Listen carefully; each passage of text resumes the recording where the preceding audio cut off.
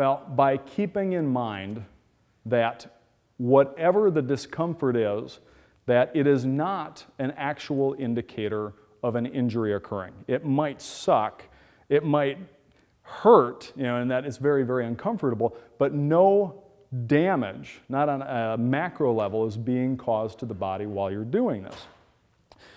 Regardless of how it feels, it would be what's considered non-informative pain. It's not sending a message to you that something is being injured or something is about to be injured. It's your body's response to the stress, fatigue that's produced during the exercise. It's temporary. When you get through it, shortly after the workout, and sometimes it'll linger a little bit, it'll be gone. You have to ask yourself as you're going through the exercise, and you start to think about, and everybody, I do this. I've been doing this, training this way for 20 years, and I still catch myself doing it, and I have to fight it. You get to that point where it just becomes incredibly uncomfortable. You're sucking wind, your thighs or whatever are just burning because of the exercise. You have to, again, in a mindset, you have to think to yourself at that point, is the temporary relief from this discomfort more important to me than the long-term goals of doing this to begin with? And that seems to help most people to be able to push through that. But you gotta have a couple things. You have to have both an understanding that you're not going to wreck yourself in the process, because if people think that they're going to become injured, well, it's sane to stop if you think you're going to injure yourself. Again, if you're using strict form, you're not going to do so. Even, again, with the truck example, even with a heavy weight, it's not how much weight you're using, but rather how you are attempting to move it. Great example of this, and I'm sure another one that Bill has covered is the barbell squat. The barbell squat, when done correctly, is a safe exercise for some people. The problem is that almost nobody does the exercise correctly. And it is because when most people squat, they're attempting to move as much weight as possible rather than trying to use the weight to efficiently load the muscles of the hips and thighs. Now, if you do it the way that most people do it, you are capable of using a weight that, Bill, did you talk about the spine as a pyramid? You are capable of using a weight that is going to wreck your spine. Now, if you watch how most people squat, they'll drop down, a lot of times not even halfway, bounce back up, rest at the top. That bounce at the bottom is part of the problem. Part of the problem, though, is that if you go from here to here, the average lever that you're counting is much smaller than if you go from here all the way down. Because you've got a smaller average lever in this part of the exercise, you're capable of using much, much more weight, an amount that can place a tremendous amount of force in the spine. Now, also reversing direction too quickly at the bottom is a problem. It makes it easier to make the heavy weight go up, but because it allows you to use a heavier weight, it also makes it much, much more dangerous. If you're holding a weight perfectly motionless, if you got 100 pounds and you're holding it motionless, you're not lifting it, you're not letting it down, you're producing 100 pounds of force at the point of contact with that barbell to keep it still. If it's at steady state, there's no difference between the force you're producing and the pull of gravity. If you're moving at a constant velocity, if it's a 100-pound barbell, you're producing 100 pounds of force. When that force changes is when you have to accelerate negatively to slow the weight down to a stop, and then again positively as you attempt to move it again.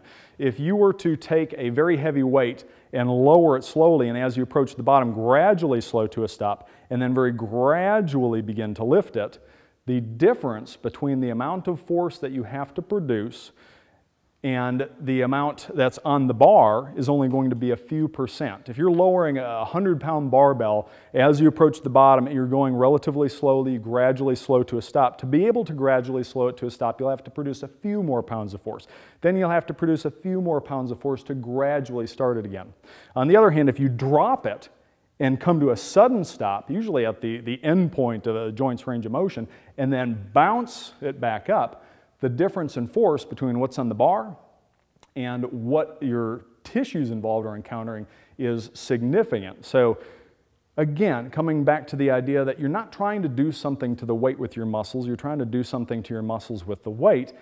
You forget about the weight, forget about how much weight you're using, focus on how you're using it to place as much demand as possible on the muscles. Now back to the squat, I've had people who can squat 300, 400 some pounds in typical fashion fail after 8 or 9 body weight squats when done in a manner that increases the average lever and that manipulates the timing so more time is spent at the position where the average lever is higher. For example, basically it's the exact opposite of how most people squat. You see most people squat, it's this kind of a thing. I have people go all the way down so that the tops of their thighs are just a little bit below the knees, hold this position for a few seconds. And after holding this position for a few seconds, I tell them to start so slowly that somebody watching would have a hard time telling at which point they started, almost like they're trying to sneak out of the start point. And they get up to about here and I stop them. I tell them to go back down from there. Now this is about as low as most people go. This is about as high as I let them go and then back down. Now, I've done this a bit so I can do it while talking. A lot of people are losing their breath at this point. This makes a huge, huge difference, that pause in the bottom and that slow start. It's the exact opposite of what you see most people doing with a barbell on their back during the gym. If you do a squat in that manner, if you're focusing not on trying to make weight go up and down, but on trying to place as much of a demand as possible on those muscles, most people will not be able to use anywhere near the amount of weight that they can use for a squat in typical form. So everything Bill said about the squat, absolutely 100% correct. For most people, it is a dangerous exercise for the back, but that's because of the way that most people perform it. If you do it similarly to the manner that I just described, you won't be capable of using much weight. Again, I've had people who could squat now I'm starting to feel it, 300, 400 something pounds for reps that failed after about 8 or 9 of those. Again, the difference, it all comes back to when you are going through a workout, keeping the real goal in mind. And that's not just effectively stimulating improvements in the muscles that you're targeting, but also doing it without wrecking your joints in the process. Yeah, let me grab it right here. So any questions? Oh, I guess we gotta wait for the, waiting for whoever's got the microphone.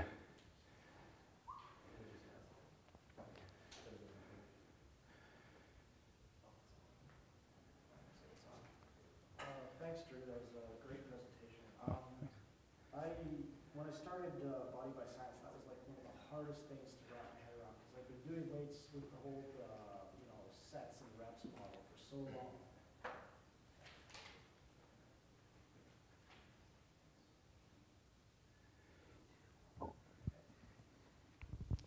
Hey, Drew, great presentation. Thank you. When I first read Body by Science, that was one of the biggest things to wrap my head around because I've been doing the sets and reps model for so long that learning to think about it in terms of loading your muscles was it was a big shift. There's still a couple of places where I have trouble. Doing legs past the discomfort zone is extremely difficult. But since you mentioned that some of your clients say they can't do anymore, but you get 3 more reps out of them, like how do I know for sure that I've reached failure?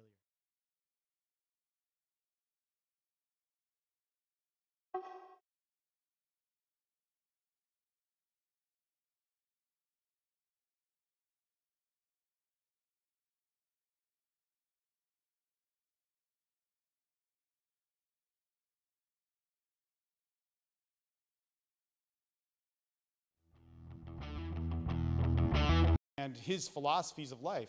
You can check him out at baye.com. That's B-A-Y-E. Let's bring on Drew Baye. Thanks. Glad to be here. Aspect of thinking about exercise that's important is differentiating between exercise as a stimulus rather than a producer of improvements. Exercise does not directly produce any improvements in the body. All of the improvements that happen as a result of exercise happen because your body is trying to respond to what it perceives as a negative thing, an extreme stress.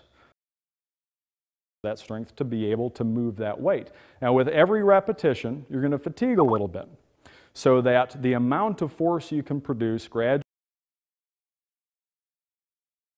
attempt to move it again.